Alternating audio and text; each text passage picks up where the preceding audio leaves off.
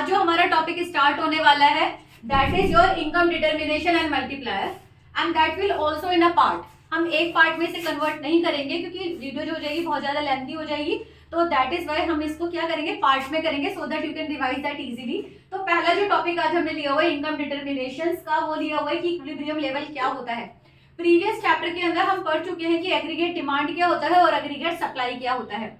देखो दो चीजें होती है, हमारी टू सेक्टर मॉडल होता है। हमारा क्या होता है, हम ले रहे हैं टू सेक्टर मॉडल, और टू सेक्टर मॉडल के अंदर हम लेते क्या है, टू सेक्टर मॉडल में हम एक ले रहे हैं आपका हाउस होल्ड और दूसरा ले रहे हैं हम बेसिकली बेटा आपका प्रोड्यूसर या आपका फर्म जिसे हम लेते हैं।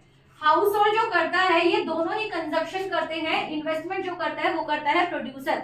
और यहाँ पर हम एग्रीगेट डिमांड के लिए जो हम डिमांड की बात करते हैं तो डिमांड में हम करते हैं कि कंजप्शन हो रहा है और यहाँ पर क्या करेगा, अगर प्रोड्यूसर यहाँ पर जो हमारी सेविंग है उस सेविंग को इन्वेस्टमेंट कर दे तो ये क्या बन जाएगा, that is saving is equal to investment हो जाएगा। तो हम क्या करते हैं, हमारी जो टोटल इनकम होती है उसका एक पार्ट चाहे कंज्यूमर है या प्रोड्यूसर है वो क्या कर रहे हैं, कंज्यूम कर रहे हैं अपने लिए।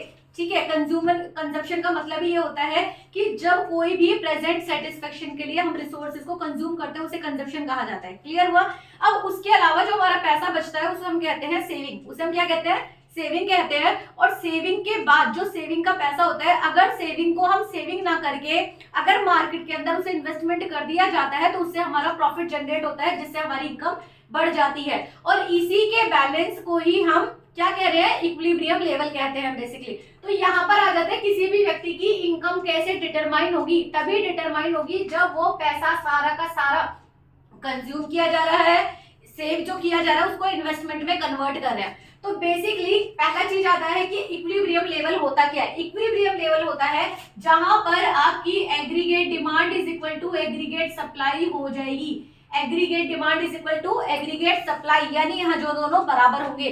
अगर हमारा यहाँ पर एग्रीगेट डिमांड आपकी एग्रीगेट सप्लाई से ज्यादा होगा तो भी इक्विलिब्रियम पॉइंट नहीं है, क्योंकि डिमांड ज्यादा है और सप्लाई उतनी हो ही नहीं पा रही है।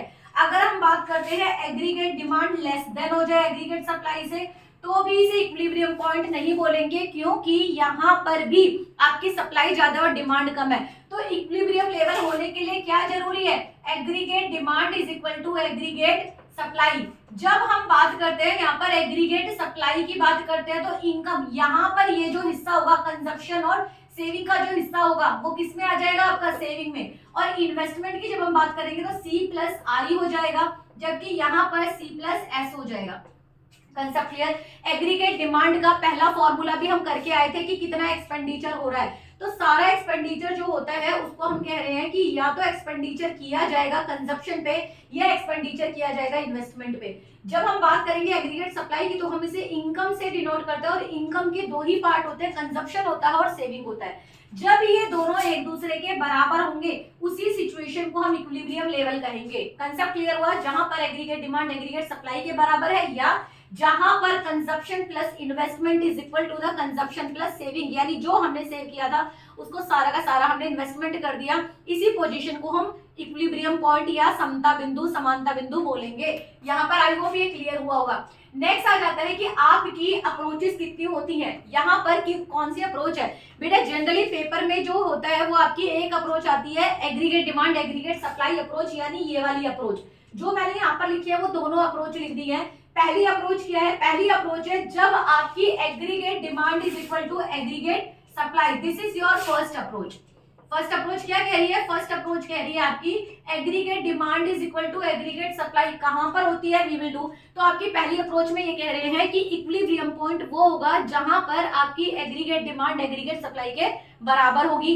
अभी हम उसका पूरा चार्ट बना लेंगे, चार्ट का लेआउट यहाँ पर बना रखा है, इसके अंदर हम फिलिंग करेंगे, क्योंकि सबसे ज्यादा इस चैप्टर के अंदर बच्चों को जो परेशानी हमेशा आती है एग्रीगेट डिमांड एग्रीगेट सप्लाई में वो है टेबल बनाने की। आखिर इस टेबल को कैसे बनाया जाए, तो बहुत इजी तरीके से टेबल बनाई जा सकती है, उसको बता दूंगी, रटने की जरूरत ही नहीं है, ऐसी समझ में आ जाएगी। नेक्स्ट आ जाएगा दूसरी अप्रोच।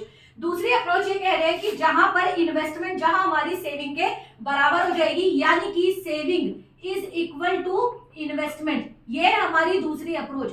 यानी इक्विलिब्रियम पॉइंट वहां पर होगा जहां पर हमारा एग्रीगेट डिमांड एग्रीगेट सप्लाई बराबर है, ये फर्स्ट अप्रोच हो गया। जहां पर saving is equal to investment है, वो हो गई हमारी सेकंड अप्रोच। आई होप चीजें क्लियर हैं आपको। इसके लिए आपको बनाना क्या है, पहले आप दोगे, अगर आपकी एडीएएस अप्रोच आती है तो आप पहले दे दोगे एडीएस अप्रोच है क्या। आप सीधा सिंपल एस मैंने 2 बार रिपीट कर दिया है कि जहां पर एग्रीगेट डिमांड एग्रीगेट सप्लाई के बराबर हो गई वो इक्विलिब्रियम लेवल होता है। फिर आपको क्या करना है, फिर आपको उसकी एक टेबल बना देनी है। टेबल यहां से जब हम एग्रीगेट डिमांड और एग्रीगेट सप्लाई का बैलेंसिंग देखेंगे तो वो इस वाली अप्रोच में बन जाएगा। जब हम सेविंग और इन्वेस्टमेंट की अप्रोच देखेंगे तो वो इसमें आ जाएगा। फिर जब आप एग्रीगेट डिमांड और एग्रीगेट सप्लाई का आप डायग्राम बनाओगे तो वो आ जाएगा aggregate demand aggregate supply approach में। जब आप सेविंग और इन्वेस्टमेंट को डायग्राम पे रिप्रेजेंट कर दोगे केवल, तो वो हो जाएगा आपका एसआई अप्रोच। कंसेप्ट क्लियर हुआ, बस इतना सा है और कोई परेशानी नहीं है। उनको फिर आप अपनी टेबल को और डायग्राम को दोनों को एक्सप्लेन कर दो। एग्रीगेट डिमांड हमने अलग बना हुआ है, एग्रीगेट सप्लाई हमने बनाया हुआ है प्रीवियसली। सेविंग और इन्वेस्टमेंट दोनों हमने देखा है। इन्वेस्टमेंट को हमने 2 तरीके से लिया था, ऑटोनोमस इन्वेस्टमेंट और इंड्यूस इन्वेस्टमेंट। लेकिन जब हम यहाँ पर बात करें एसआई अप्रोच में तो हम इन्वेस्टमेंट अपना कांस्टेंट रखेंगे। ये इसकी क्या हुई बेटा, अजम्पशन। अब देखो जो जो हमने पढ़ा है उसमें सारी अजम्पशन आ गया। पहली चीज तो अजम्पशन हमने कह दिया कि 2 सेक्टर मॉडल पर बेस होता है। ये हमारा क्या होता है, 2 सेक्टर मॉडल। 2 सेक्टर कौन से है, देखो बोर्ड पे ऑलरेडी लिखा हुआ है, हाउस होल्ड है, प्रोड्यूसर है। समझ में आ गया, एग्रीगेट डिमांड है, एग्रीगेट सप्लाई है। दूसरा हो जाएगा इन्वेस्टमेंट। अभी मैंने बताया कि जब हम इक्विलिब्रियम लेवल करेंगे तो हम इन्वेस्टमेंट उसमें इंड्यूस या प्रॉफिट से चेंज होने वाला नहीं देखेंगे। कंटिन्यूअस इन्वेस्टमेंट हम यहाँ पर देखेंगे कि सेम इन्वेस्टमेंट है किसी भी लेवल ऑफ इनकम पे। तीसरी चीज हमने किया है कि यहाँ पर डिमांड जब हम कर रहे हैं तो वो कांस्टेंट कब हो पाएगी, जब किसी चीज के प्राइस सेम है, क्योंकि सिर्फ हम इनकम में चेंज दिखा रहे हैं। हम क्या दिखा रहे हैं, केवल इनकम में चेंज दिखा रहे हैं। नेक्स्ट हम क्या दिखा रहे हैं यहाँ पर, apply in the short run. ये केवल शॉर्ट रन में होगा क्योंकि लॉन्ग रन में प्राइस भी चेंज हो जाएंगे, आपकी इन्वेस्टमेंट भी चेंज हो जाती है, चेंज इन स्टॉक चेंज हो जाता है। इस वजह से इसे हम केवल शॉर्ट रन में मेजर करेंगे। कंसेप्ट क्लियर हुआ। तो ये हो गई आपकी अजम्पशन कि आपकी जो भी इक्विलिब्रियम लेवल होता है उसके अजम्पशंस क्या होते हैं। कंसेप्ट क्लियर हुआ। अब आ जाते हैं हम अपनी सीधे सीधे किस पर, अपने टेबल पर आ जाते हैं कि इस टेबल से, और टेबल के बाद इस टेबल से हम किस तरीके से डायग्राम निकालेंगे aggregate demand aggregate supply approach को समझाने के लिए और एसआई अप्रोच समझाने के लिए। सबसे पहले मैंने यहाँ पर लिखा हुआ है एम्प्लॉयमेंट। एम्प्लॉयमेंट को बेटा आप अगर 0 लेवल ऑफ एम्प्लॉयमेंट होती है तो याद रखना इनकम भी 0। आपकी अगर एम्प्लॉयमेंट 0 है तो आपका प्रोडक्शन कुछ भी नहीं आएगा, आपकी इनकम जो होगी 0। तो हम यहाँ पे अगर एम्प्लॉयमेंट को 0 से लेके चलेंगे तो इनकम भी 0। भैया मैं काम नहीं कर रही तो मुझे पैसा नहीं मिलेगा, लेकिन खा मैं जरूर कुछ ना कुछ रही हूँ, ठीक है। और जो मैंने कंजप्शन किया है वही मेरा माइनस सेविंग बन जाएगा।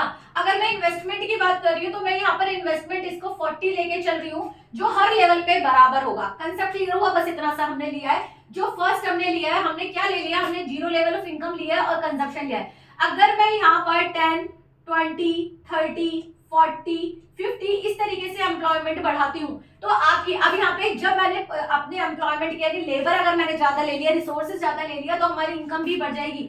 इनकम कर देते हैं 100, 200, 300, 400, 500। ये तो बहुत इजी सा है, टेबल ही भरनी इंपॉर्टेंट है ना बेटा। अब टेबल भरने में जो यहाँ पे तुम्हें याद रखना है मेनली कि इस टेबल के अंदर तुम्हें करना क्या है। इस टेबल के अंदर तुम्हें 2 ही चीजें याद करनी है। पहला कि आपकी 0 लेवल ऑफ इनकम पे कंजप्शन आपका कुछ ना कुछ होगा, कंजप्शन आपका कुछ ना कुछ होगा। और जब आप 0 से कंजप्शन को माइनस करोगे तो सेविंग आ जाएगा, यानी इनकम से कंजप्शन को माइनस करोगे तो सेविंग आएगा, और जो सेविंग आ रही है वो आ रही है -40। कंसेप्ट क्लियर हुआ। अब यहाँ पर हम क्या बात कर रहे हैं, यहाँ पर हम बात कर रहे हैं कि जो आपकी इनकम है वो बढ़ गई। अब यहाँ पे कंजप्शन में केवल और केवल आपको हर बार 80 डिजिट 80 नंबर जोड़ते जाने हैं, 80 जोड़ता जाना बस। क्या करने, यहाँ पर 120 हो जाएगा, देन 80 जोड़ेंगे 200 हो जाएगा, फिर हो जाएगा 280 हो जाएगा, फिर 360 हो जाएगा एंड देन 440 हो जाएगा। That's all, nothing you have to do. हर बार कंजप्शन में आप इसमें कितना जोड़ते चले जाओगे, 80 प्लस करते चले जाओगे ऑटोमेटिकली, बस इतना करना है। उसके बाद आपकी टेबल एज इट इज बन जाएगी। क्या बताया था मैंने, सेविंग का फॉर्मूला क्या होता है, इनकम माइनस सी होता है। तो इनकम हो गई ये और कंजप्शन हो गया ये आपका। तो इनकम में से कंजप्शन को माइनस करोगे -20, 0 सेविंग है क्योंकि दोनों बराबर हो गए। 300 में से 20 हो गया, 400 में से हो गया 40 हो गया, और 500 में से हो गया 60 हो गया।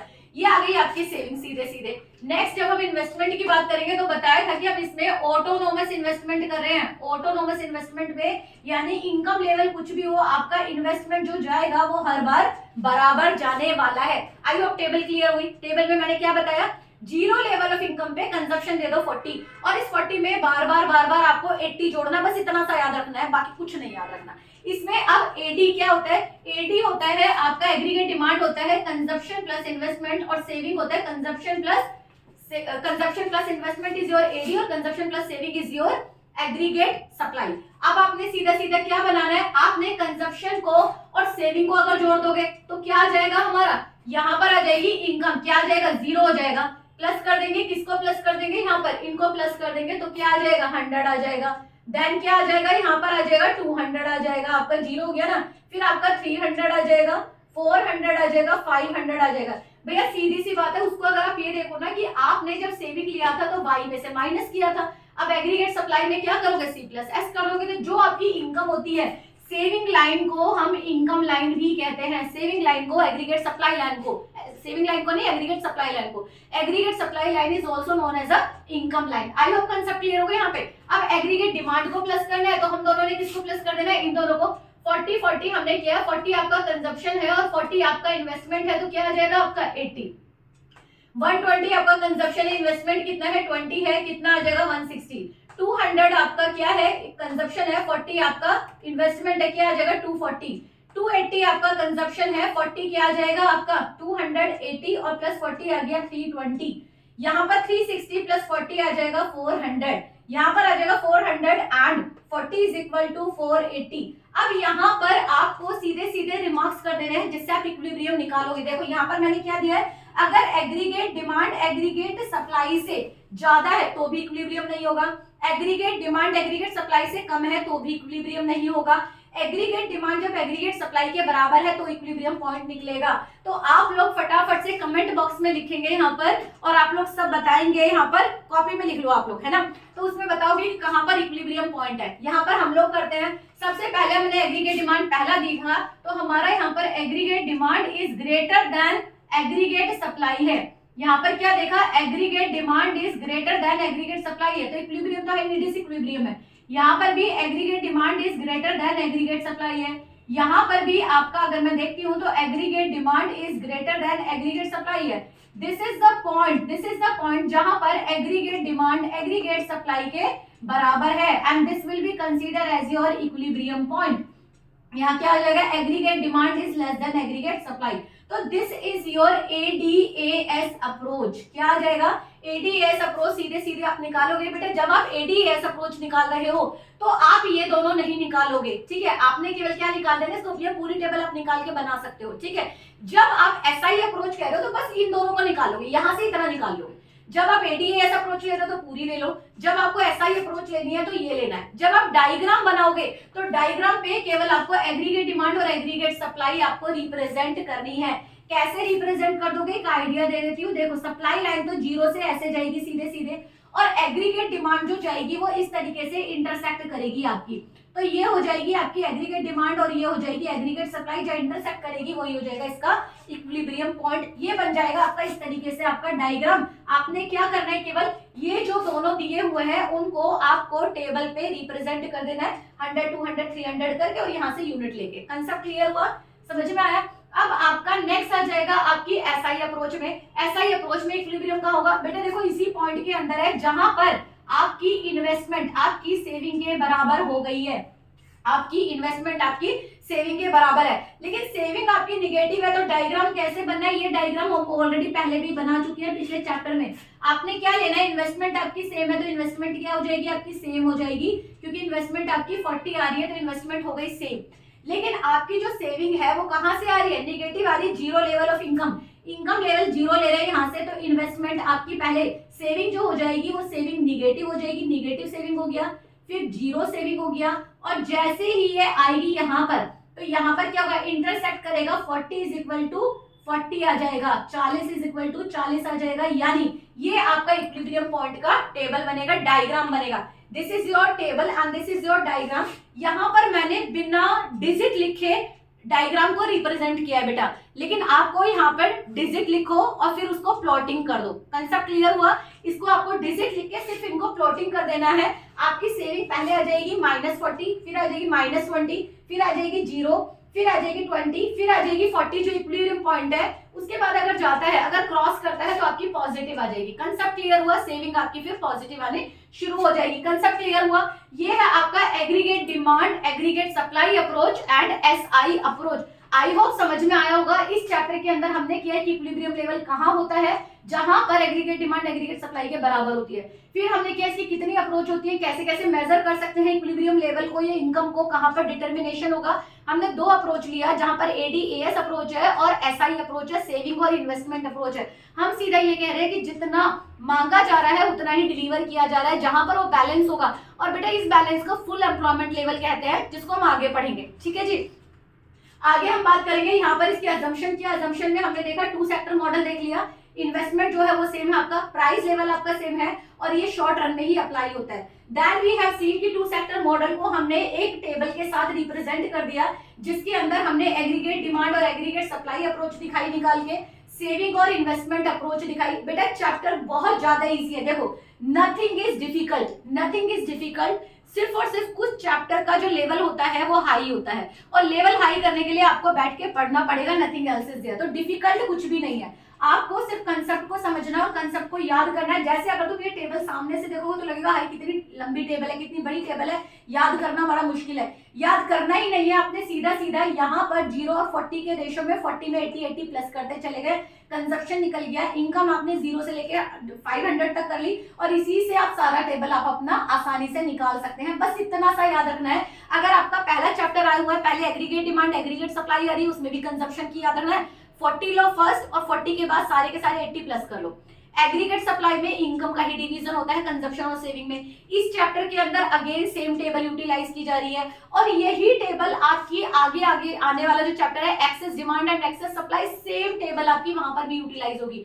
तो एक ही टेबल आपकी मल्टीपल जगह यूटिलाइज हो रही है, जिसके लिए केवल आपको एक कंजप्शन की डिजिट याद रखनी है कि पहली 40 रखनी है और बाद में उसे 80 प्लस करते जाने हैं। तो आपके लिए जो चैप्टर हो जाएंगे सारे के सारे, टेबल जो हो जाएंगी वो इजी हो जाएंगी। और सिर्फ एक बार ये टेबल अपने आप बना के देख लो, 3 चैप्टर क्लियर हो जाएंगे। सेकंड, आपने जैसे ही ये टेबल बनाई उस टेबल का सीधे सीधे से डायग्राम बना के देखो, प्लॉटिंग करके देख लो, बहुत आसान हो जाएगा चैप्टर। तीनों ही चैप्टर बहुत आसान हो जाएंगे। अगर मैं यहाँ पर ही देखूं, देखो इसी में देख ले आगे वाला चैप्टर जो है, तो उसमें हम क्या कह रहे हैं, जहां पर डिमांड ज्यादा है तो एक्सेस डिमांड, जहां डिमांड कम है वो डेफिशिएंट डिमांड। यही सेम चैप्टर आना है, बस छोटे छोटे डायग्राम है। डिमांड कब बढ़ जाएगी और सप्लाई कहाँ पे कम हो जाएगी, उसके क्या कारण होते हैं और उनको कैसा सॉल्यूशन कर सकते हैं, डिमांड को कैसे कम कर सकते हैं, सप्लाई को कैसे कम कर सकते हैं।